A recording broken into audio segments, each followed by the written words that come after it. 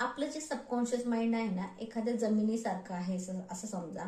आणि ह्या जमिनीवर जर आपण आपल्या स्वतःहून काम नाही केलं, आपल्या आवडीची झाडं फुलं नाही लावले, तर निसर्ग जो आहे ना, तिथं अनवॉन्टेड झाडं उगतात. आपण जसं बघितलं की एखादी पडीत जमीन पडली, तिथं काटेरी झुडपं येतात, काँग्रेस येतात, नको ते गोष्टी येतात.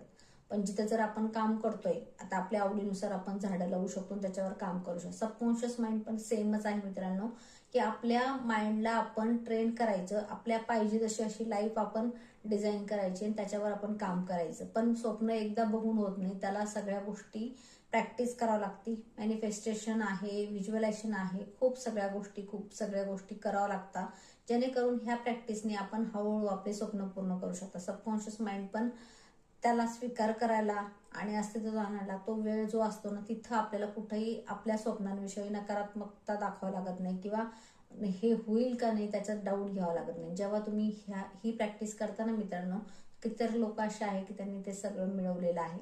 फक्त बिलीव्ह असणं खूप महत्वाचं, बिलीव्ह सिस्टीम खूप महत्वाची आहे आपल्या लाईफमध्ये. आणि बिलीव्ह करतो, सिक्रेट मूवी पण तेच सांगते, आस्क, बिलीव्ह अँड रिसीव्ह.